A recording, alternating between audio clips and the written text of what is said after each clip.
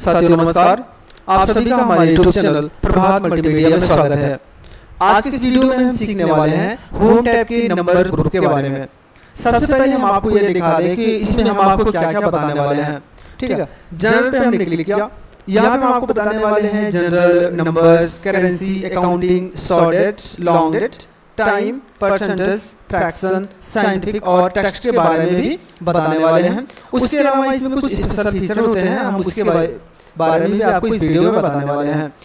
आप वीडियो के साथ शुरू से लेकर अंत तक बने रहें। उसके बाद अगर आप हमारे चैनल पर पहली बार हैं तो आप हमारे चैनल को सब्सक्राइब जरूर करें और वीडियो को लास्ट तक देखें। अगर वीडियो आपके लिए यूजफुल होती है तो आप वीडियो को लाइक करें और शेयर जरूर करें। चलिए अब वीडियो स्टार्ट करते हैं। आपके सामने ये फॉर्मेट दिख रहा है। इस फॉर्मेट में यहाँ पे हमने कुछ नाम दिया है, जैसे यहाँ पे राजू है और ये डिपार्टमेंट की मैनेजर के पद पे आसीन है। ठीक है, तो इसकी कुछ मैं सैलरी फिक्स करता हूँ। जैसे यहाँ पे हमने जिसका 25,000 रुपए। अभी आप देख रहे हो कि ये जो हमने 25,000 रुपए लिखा, ये ना तो किसी करेंसी में दिख रही है, ये बिल्कुल जैसे हमने टाइप किया वैसी दिख रही है। अब आप चाह रहे हो कि ये हमें डॉलर में दिख जाए तो हम यहाँ पे क्लिक करते हैं, हमें डॉलर में दिख गई। ठीक है, कोई बात नहीं। लेकिन अब आप चाह रहे हो कि ये हमें इंडियन रुपीज में दिख जाए। यहाँ पे जो डॉलर का सिंबल लगा हुआ है, यहाँ पे आरएस लिख दिया जाए या फिर यहाँ पे इंडियन रुपीज का सिंबल आ जाए। तो मैं यहाँ पे आरएस लगा के आपको दिखाता हूँ। तो मैं यहाँ पे क्लिक करता हूँ। ठीक है, यहाँ पे क्लिक करने के बाद यहाँ पे जाना है मोर अकाउंटिंग फॉर्मेट पे। उसके बाद जैसे यहाँ पे जाएंगे और यहाँ पे आपको दिख रहा है कि सिंबल। ठीक है, मैं यहाँ पे क्लिक करता हूँ और मुझसे खोजना है यहाँ पे आरएस इंग्लिश इंडिया। ठीक है, तो मुझे क्या करना है, मैं यहाँ पे चला जाता हूँ। आ गया है, अभी देख लीजिए यहाँ पे, अभी आपको दिख जाएगा। ठीक है, ये देख लीजिए लिखा हुआ आरएस इंग्लिश इंडिया। यहाँ पे मैं ओके करता हूँ और आपको यहाँ पे देख रहे हो कि बदल चुका है। जहाँ पे डॉलर लिखा था यहाँ पे आरएस लिख दिया गया है। ठीक है, तो इस प्रकार से आप काम कर सकते हो।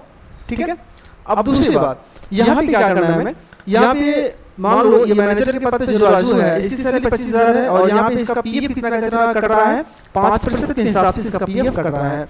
जैसे हमने 5 लिखा तो ये बिल्कुल सिंपल है और इसमें परसेंट का निशान भी नहीं है। तो मैं सबसे पहले यहाँ पे क्लिक कर लेता हूँ और मुझे क्या करना है, परसेंटेज पे क्लिक कर देना। अभी आप देख रहे हैं यहाँ पे 5 लिखा हुआ है, तो यहाँ से मैं इसे 5 कर देता हूँ। तो ये क्या करेगा, 5 हो जाएगा।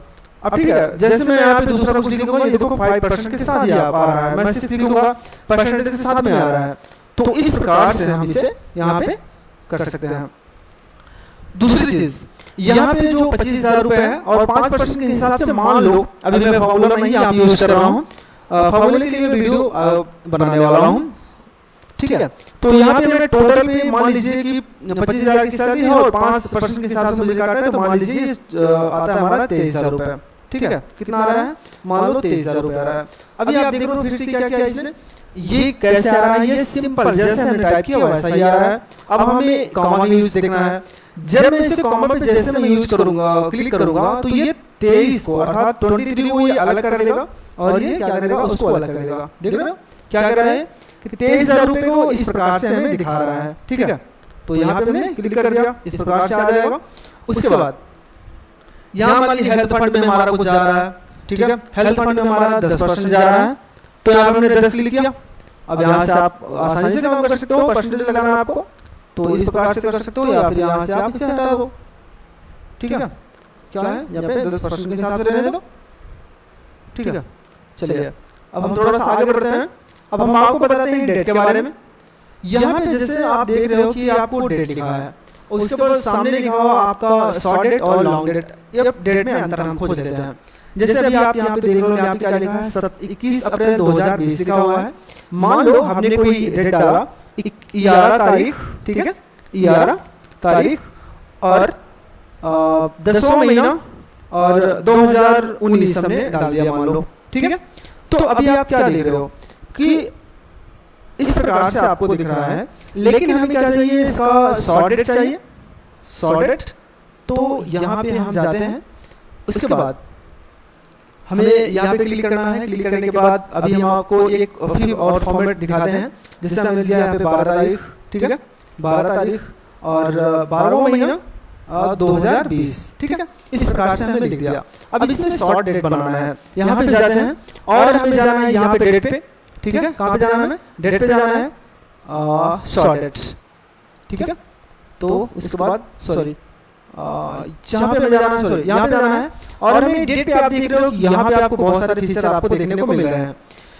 तो आप कैसा देखना चाहते हो? आप देखना चाहते हो कि मंथ का नाम भी देखना चाहते हो या फिर शॉर्ट डेट देखना चाहते हो, इस प्रकार से देखना चाहते हो तो हमने क्या किया, अब देखो क्या दिखा रहा है हमें, 12 तारीख 12 महीने तो दिखा रहा है इसमें सेल में, लेकिन यहाँ पे जब आप नेम बार में जाओगे तो यहाँ पे फॉर्मूला बार में तो आपको यहाँ पे सारी पूरा डिटेल यहाँ पे दे रहा है आपको, ठीक है।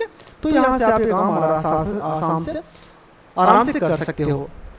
और उसके बाद यहाँ पे आप देख रहे हो कि लॉन्ग डेट अगर आप देखना चाहते हो तो लॉन्ग डेट का क्या मतलब होता है, जैसे मान लीजिए हमने कोई डेट डाला, मान लीजिए 5 तारीख है, ठीक है, 5 तारीख है और 10वां महीना है और यहाँ पे हमने लिखा 2020, ठीक है।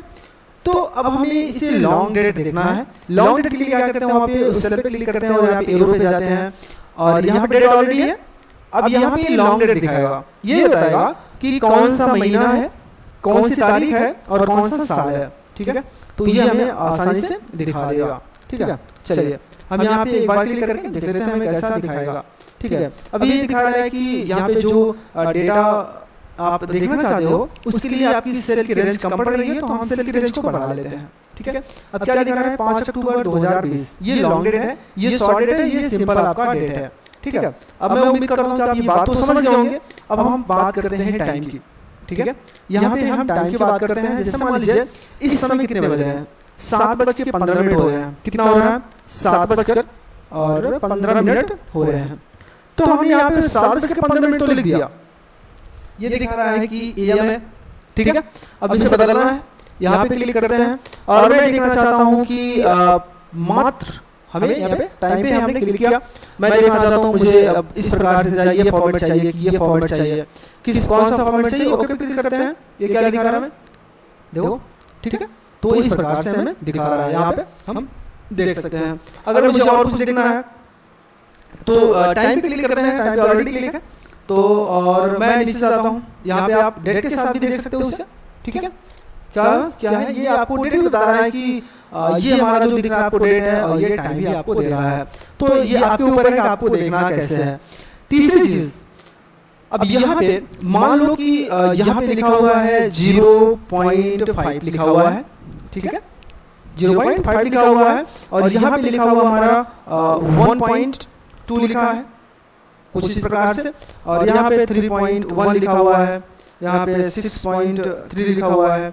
तो इस प्रकार से जो फॉर्मेट लिखे गए हैं। अब हमें इसे फ्रैक्शन में देखना है, अर्थात भिन्न के रूप में देखना है।